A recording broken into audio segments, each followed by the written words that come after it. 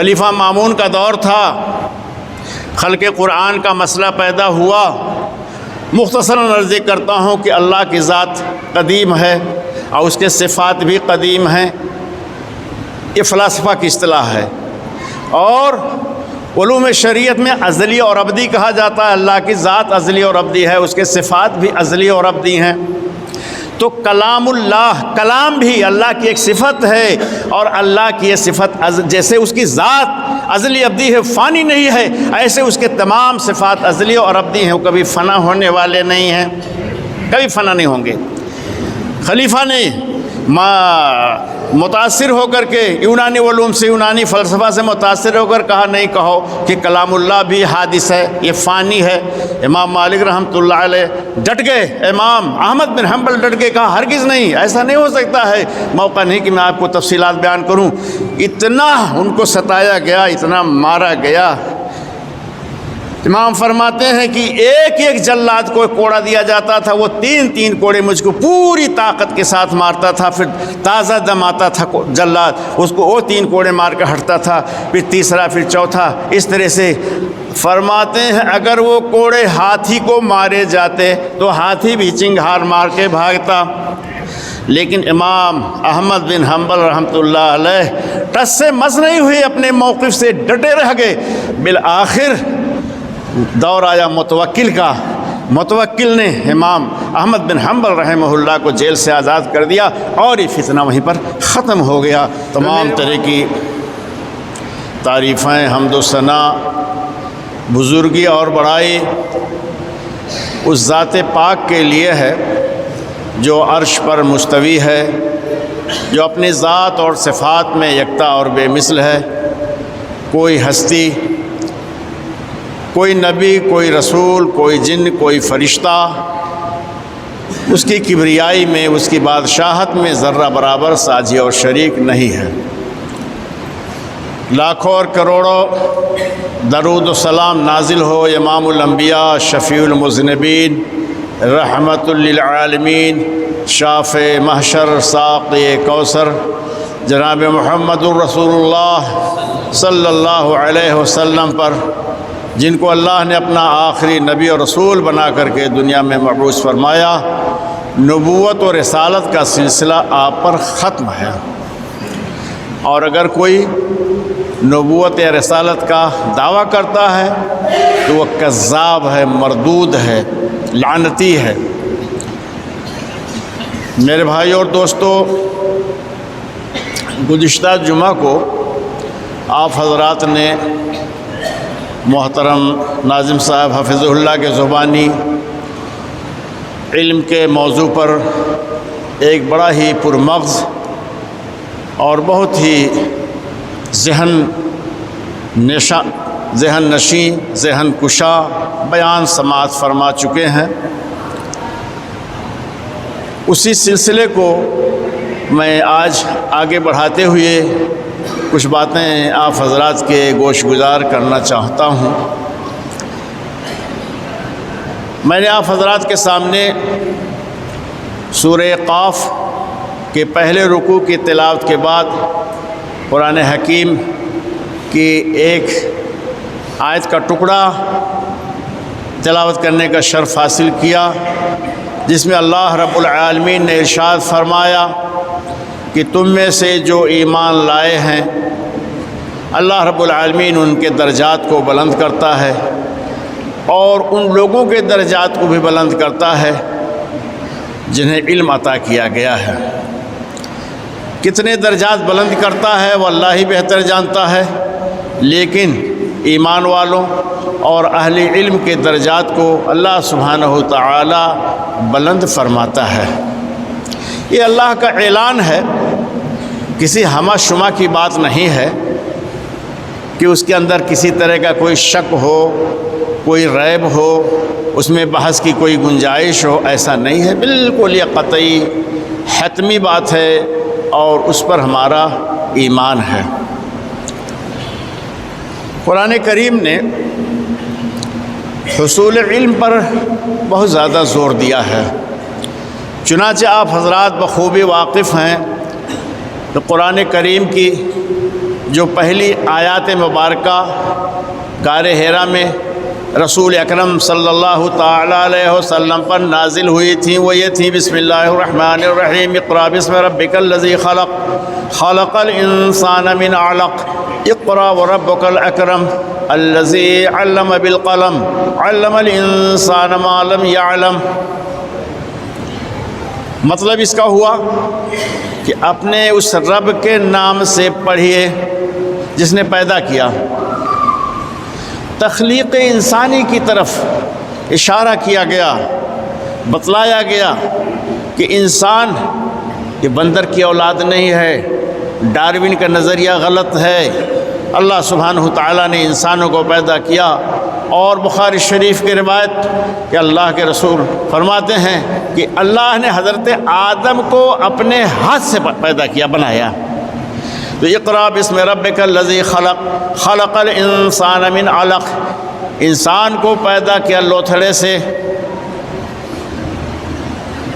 اقرأ بسم ربک الذی خلق، خلق الانسان من علق، اقرأ وربک الاکرم، پڑھو اور تمہارا رب بہت بزرگ ہے۔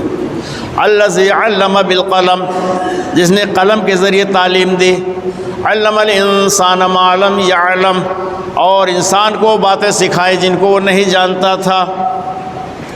یہ پہلی آیات کریمہ ہیں، آیات مبارکہ ہیں، جس میں میڈیکل سائنس کو بتلا دیا گیا ہے کہ انسان کی تخلیق کیسے ہوئی ہے، کیسے پیدا ہوتا ہے۔ یہ سلسلہ چلتا رہے گا قیامت تک۔ تو آپ لوگوں کو سمجھنا چاہیے کہ قرآن کریم کے اندر سارے علوم کا بیان ہے۔ کوئی علم دنیا کا ایسا نہیں ہے کہ جس کا بیان قرآن حکیم کے اندر موجود نہ ہو۔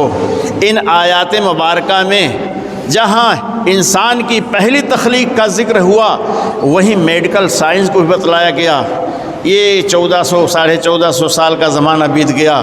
ہمارے رسول جناب محمد رسول اللہ صلی اللہ تعالیٰ علیہ وسلم جو امی تھے، ان پڑھ تھے، آپ جزیرۃ العرب سے کبھی باہر نہیں نکلے تھے، کسی اسکول اور کالج کا رخ نہیں کیا تھا، لیکن ایسی حقیقت بیانی اس کے اندر کی گئی ہے کہ جس کو صدیوں کے بعد، مدتوں کے بعد تو میڈیکل والے لوگ، اطباء اور ڈاکٹر اور سائنس والے لوگ ریسرچ کر کے اس کو سمجھ پائے ہیں، اس کو سمجھ سکے ہیں۔ تو کہہ رہا ہوں کہ قرآن کے اندر کوئی ایسا علم نہیں ہے کہ جس کا اس کے اندر ذکر نہ ہو۔ قرآن تو اصلاً یہ دستور حیات ہے، اور یہ بندوں کا تعلق اللہ سے جوڑنے کے لیے ہے، لیکن ضمناً سب کچھ بیان کر دیا گیا ہے۔ زمین و آسمان کی تخلیق ہے، اور بارش کا نزول ہے، ہواؤں کا چلنا ہے، بادل کیسے بنتے ہیں، یہ ساری چیزیں قرآن کے اندر جگہ بجگہ بیان کر دی گئی ہیں۔ اس سے معلوم کیا ہوتا ہے کہ ان علوم کا بھی پڑھنا اور ان علوم کو جاننا اور ان علوم کو سمجھنا بھی نفع بخش ہے۔ اسی طرح سے ریاضی یعنی میتھمیٹک بھی پڑھنا ضروری ہے، سمجھنا چاہیے۔ کیوں؟ قرآن کریم میں اللہ سبحانہ تعالیٰ نے حضرت یوسف علیہ السلام کے خواب کا واقعہ بیان کیا، اور وہ کہتے ہیں انی رأیت 11 کوكبا والشمس والقمر رأیتهم لی ساجدین، اے ابا حضور میں نے دیکھا ہے 11 ستاروں کو اور چاند اور سورج کو مجھے سجدہ کر رہے ہیں۔ تو گنتی بھی جاننا، پہاڑا بھی جاننا، یہ سب ضروری ہوا۔ اسی طرح سے سائنسی علوم کا بھی جگہ بجے ذکر موجود ہے، جگہ جگہ تمام چیزیں بیان کی گئی ہیں۔ میں ایک بات کر کے آگے بڑھتا ہوں۔ کیا فرمایا قرآن میں اللہ سبحانہ تعالیٰ نے کہ کیا لوگوں نے نہیں دیکھا ان السماوات والارض کانتا رتقا ففتقناہما، زمین و آسمان آپس میں ملے ہوئے تھے تو میں نے ان کو جدا کر دیا، الگ کر دیا۔ آج کی سائنس اور آج کا فلسفہ یہ تسلیم کر رہا ہے، اس حقیقت کو مان رہا ہے کہ ایک وقت تھا کہ زمین و آسمان آپس میں ملے ہوئے تھے۔ یہ جو دوری پائی جا رہی ہے اربوں میل کی کھربوں میل کی اللہ جانے کتنی دوری ہے. تو یہ جو دوری پائی جا رہی ہے پہلے یہ دوری نہیں تھی, اللہ نے دونوں کو دور کر دیا ہے, تب یہ جا کر کے دوری بنی ہے. تو عرض ہے کہ قرآن کے اندر سارے علوم ہیں. کسی شاعر نے کہا جمیع العلم فی القرآن لیکن تقاصر عنہ فہم الرجال. تمام طرح کے علوم قرآن کے اندر موجود ہیں لیکن اس کو سمجھنے سے لوگوں کے فہم قاصر ہیں. تو سمجھنے کی ضرورت ہے. اسی طرح سے آپ کو ایک قرآن حکیم ہی کی روشنی میں عرض کر رہا ہوں. کتا جو ایک نجس جانور مانا گیا, شریعت نے اس کو نجس ٹھہرایا ہے, لیکن وہی کتا جب اس کو آپ سدھا دیں, سکھا دیں, شکار کرنے کا طریقہ بتلا دیں تو وہ جو شکار کرے اپنے پنجوں سے پکڑے دبائے جانور, اس کا کھانا آپ کے لیے حلال ہے. سورہ مائدہ کے اندر اس کا بیان موجود ہے. دیکھیے علم کی وجہ سے جو آپ اس کو سکھا رہے ہیں, پڑھا رہے ہیں, اس کی وجہ سے اس کا کیا ہوا شکار, بشرطے کہ وہ اپنے لیے نہ کیا ہو, اپنا کھانا نہ شروع کر دیا ہو, اپنا دانت نہ مارا ہو کھانے کے لیے, تو ایسے شکار کا کھانا حلال اور جائز درست ہے. یہ سب غالباً سورہ سبا میں ہے. اللہ سبحانہ وتعالیٰ نے ارشاد فرمایا حضرت داؤد اور سلیمان کا ذکر کرتے ہوئے, وَلَقَدْ آتَيْنَا داؤد وَسُلَيْمَانَ عِلْمًا, ہم نے داؤد اور سلیمان کو علم عطا کیا تھا. وَوَرِثَ سُلَيْمَانُ دَاؤُودَ وَقَالَ يَا أَيُّهَا النَّاسُ عُلِّمْنَا مَنطِقَ الطَّيْرِ وَأُوتِينَا مِنْ كُلِّ شَيْءٍ. حضرت سلیمان داؤد کے وارث ہوئے اور انہوں نے کہا کہ اے لوگو, مجھے چڑیوں کی بولی بھی سکھائی گئی ہے. چڑیا آپس میں کیا گفتگو کرتی ہیں اور کیا ایک دوسرے کو پیغام دیتی ہیں, میں سب سمجھ رہا ہوں. تو ورثہ سلیمان داؤد وقال یا ایھا الناس علمنا منطق الطیر واوتینا من کل شیء. چڑیوں کی زبان, ان کی بھاشا ہم کو سکھائی گئی ہے. یہ حضرت سلیمان کا یہ تو خیر وہبی علم تھا, لیکن کسبی علم کی دو قسمیں, ایک وہبی یعنی حصول کے اعتبار سے ایک وہبی علم ہے, ایک کسبی علم ہے. اسی طرح سے اس کی ایک تقسیم اور ہے, علم نافع ہے, علم ضار ہے.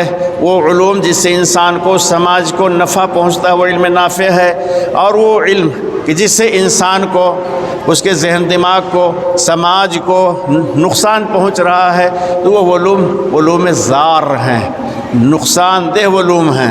تو علوم نافع کی طرف ہم لوگوں کو رجوع کرنا چاہیے اور رغبت کرنا چاہیے, اور ہر طرح سے علم کو سیکھنے کی اپنے اولاد کو, اپنے بچوں کو علوم کی طرف رغبت دلانا چاہیے, سکھانا چاہیے, پڑھانا چاہیے, تاکہ وہ اپنے لیے, اپنے کنبہ کے لیے اور اپنے سماج کے لیے, ملک کے لیے وہ نفع بخش ثابت ہو سکے. 1000 سال سے زیادہ مسلمانوں نے دنیا پر حکومت کیا اور اپنی سیاست کا سکہ جمایا, انہوں نے برتری اپنی قائم رکھی, دبدبہ قائم کیا. یہ کیوں تھا؟ تلوار کے زور سے نہیں تھا, تیر و تفنگ کے زور سے نہیں تھا, علم کی بدولت انہوں نے اپنا سکہ جمایا تھا. میرے بھائی اور دوستو, گزشتہ جمعہ کو محترم ناظم صاحب کی زبانی آپ لوگ سن چکے ہیں کہ اشبیلیہ ہے, قرطبہ ہے, اندلس ہے, ان تمام مقامات پر اسکول و کالج تھے, اور یورپ کے لوگ, لڑکے, وہاں کے طلبہ آ کر کے ان مسلمانوں کے یہاں علم حاصل کرتے تھے, سیکھتے تھے, جاتے تھے. جب طارق بن زیاد نے اندلس کو فتح کیا, تاریخوں میں مذکور ہے کہ جب پہاڑ پر کھڑے ہو کر کے انہوں نے یورپ کی طرف دیکھا, فرانس وغیرہ پر نظر دوڑائی, تو دیکھا تو یہ غلاظتوں کا ڈھیر تھا, گندگی تھی, کوڑے تھے, حیوانوں کی زندگی لوگ بسر کر رہے تھے. تو لیکن آیا کر کے ان لوگوں نے یہاں تعلیم حاصل کی, اور تعلیم حاصل کر کے جا کر کے انہوں نے اپنے ملکوں کو, اپنے سماج کو اور ترقی دیا. تو کیسے مسلمانوں نے کالج قائم کیے تھے, اسکول بنائے تھے, تعلیم ہو رہی تھی. مولانا حالی کہتے ہیں کیا فرماتے ہیں کہ کتنے مسلمانوں کے اسکول اور کالج تھے؟ رواحیہ عزیہ اور قاہریہ، رواحیہ عزیہ اور قاہریہ، عزیزیہ زینیہ اور ناصریہ، یہ کالج تھے مرکز سب آفاقیوں کے، حجازی و کردی و قبچاقیوں کے۔ ایک دو نہیں، درجنوں کالج ان لوگوں نے ان علاقوں میں، ان ملکوں میں قائم کر رکھا تھا۔ تب جا کر کے ان لوگوں نے ترقی کیا تھا، اور تب اپنی سیادت اور قیادت کا سکہ جمایا تھا۔ تو ضرورت اس بات کی ہے کہ ہم لوگ بھی اس کی طرف متوجہ ہوں، اور کوئی بھی قوم بغیر علم اور ہنر کے ترقی نہیں کر سکی ہے۔ آج مسلمان مقہور ہیں، مجبور ہیں، معتوب ہیں، اور کیا کیا ہیں۔ کیوں؟ اس لیے کہ آپ علم میں پیچھے ہو گئے ہیں، ہنر میں آپ پیچھے ہو گئے ہیں۔ اگر آپ دیگر قوموں کی طرح اس کی اہمیت کو، اس کی ضرورت کو سمجھیں اور اپنا سب کچھ اس کے راستے میں لٹا دیں، فضول خرچیوں سے بچیں، عیاشیوں سے بچیں، آوارگی سے بچیں، اور شادی بیاہ وغیرہ میں جو بے دریغ پیسے آپ کے خرچ ہو رہے ہیں، سال دو سال، چار سال کی گاڑھی کمائیاں آپ ڈیکوریشن کے نام پر، کپڑوں کے نام پر اور فضولیات کے نام پر جا کر کے غیروں کے حوالے ان کے دکانوں میں، مالوں میں جا کر خرچ کر کے ان کو دے کے چلے آتے ہیں، تو آپ تو کنگال ہو گئے، بھیک منگے ہو گئے، جیب آپ کی خالی، لیکن آپ ہی کے پیسے سے ان لوگوں نے بہت کچھ کر ڈالا ہے۔ تو یہ سمجھنے، سوچنے، غور و فکر کرنے کا موضوع ہے۔ میرے بھائیوں اور دوستو، مولانا حالی لکھتے ہیں، کسی نے ایک مرد دانا سے پوچھا، دانا مانے عقل مند، کسی نے ایک مرد دانا سے پوچھا کہ نعمت ہے دنیا میں سب سے بڑی کیا؟ کہا عقل جسے سے ملے دین دنیا، کہا نہ ہو گرے سے انسان کو بہرا، کہا پھر اہم سب سے علم و ہنر ہے کہ جو باعث افتخار بشر ہے۔ عقل نمبر 1 اور نمبر 2 علم و ہنر ہے کہ یہ انسان کے لیے باعث افتخار ہے، کہ جو باعث افتخار بشر ہے۔ کہا گر نہ ہو یہ بھی اس کو میسر، کہا مال و دولت ہے پھر سب سے بڑھ کر، کہا گرد اگر در، کہا در اگر بند ہو اس کا اس پر، کہا اس پہ بجلی کا گرنا ہے بہتر، کہ وہ ننگے خلائق کی ذلت سے چھوٹے، خلائق سب اسے کی نحوست سے چھوٹے۔ یہ 4 چیزیں ہیں جس کے ذریعے سے عزت حاصل ہوتی ہے، مرتبہ حاصل ہوتا ہے، رعب و دبدبہ حاصل ہوتا ہے۔ باقی مزدوری کرنے سے، رکشہ چلانے سے اور ادھر ادھر ہیرا پھیری کرنے سے حاصل، 2 وقت کی روٹی تو ضرور آپ حاصل کر لیں گے، کچھ کر لے کھا جی لیں گے، لیکن آگے نہیں بڑھ پائیں گے، ترقی آپ کو حاصل نہیں ہوگی۔ میرے بھائیو دوستو، تو میں عرض کر رہا ہوں کہ قرآن کریم نے کہا کہ یرفع اللہ الذین آمنوا منکم والذین اوتوا العلم درجات، کہ تم میں سے جو لوگ ایمان والے ہیں اور جنہیں علم عطا کیا گیا ہے، انہیں اللہ تعالیٰ درجات سے نوازتا ہے، سربلندیاں انہیں عطا کرتا ہے۔ یہ پوری تاریخ ہے جس کو آپ دیکھ سکتے ہیں، سمجھ سکتے ہیں۔ ہمارے رسول جناب محمد رسول اللہ صلی اللہ تعالیٰ علیہ وسلم کے پاس علم کیا تھا؟ اللہ نے ہر طرح سے علم نوازا تھا، علم لدنی تھا، سب کچھ ان کو تھا۔ بعد کے ادوار میں آپ دیکھ لیجئے کہ مسلمانوں نے کتنا علم حاصل کیا، کسب کیا، اور کس طرح سے انہوں نے آگے بڑھ کر کے روکا۔ میں علماء اسلام کی آپ کو مثال دینا چاہتا ہوں۔ فقہائے 4 میں سے امام مالک کا نام آتا ہے، علم و فضل میں بڑا اونچا مقام ہے، فقیہ بھی ہیں، محدث بھی ہیں، سب کچھ ہیں وہ۔ امام مالک رحمۃ اللہ علیہ، ان کی کتاب موطا امام مالک مشہور کتاب ہے، اور تمام مدارس اسلامیہ کے درس میں شامل نصاب ہے، پڑھائی جاتی ہے۔ امام مالک رحمۃ اللہ علیہ کو منصور کا زمانہ ملا، منصور خلیفہ تھا ان کے دور کا۔ فتویٰ دریافت کیا امام مالک رحمۃ اللہ علیہ سے، کہ طلاق مکرہ جائز ہے کہ نہیں جائز ہے، یعنی کسی سے زور و زبردستی کے ذریعے طلاق لی جائے تو کیا طلاق واقع ہوگی کہ نہیں واقع ہوگی؟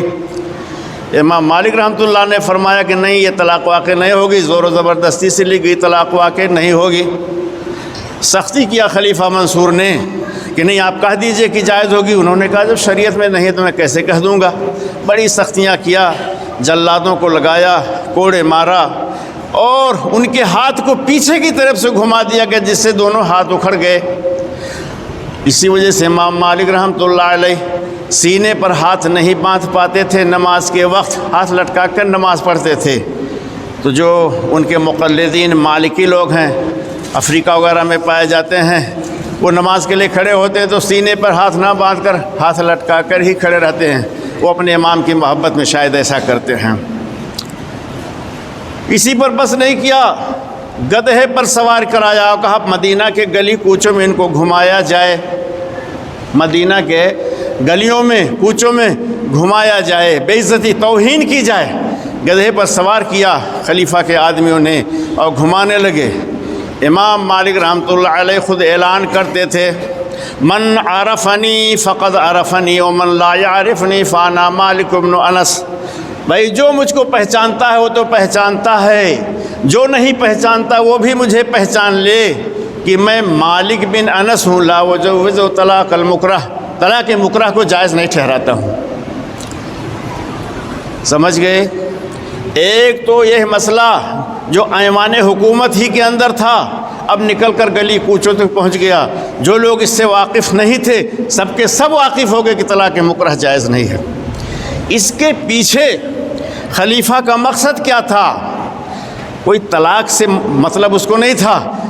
علماء کرام نے اس کا تجزیہ کر کے جائزہ لے کر کے لکھا کہ اس کے پیچھے اس کی نیت یہ تھی کہ اگر طلاق مکرہ کو امام مالک نے جائز قرار دے دیا تو بیعت مکرہ بھی جائز اور درست ہو جائے گی۔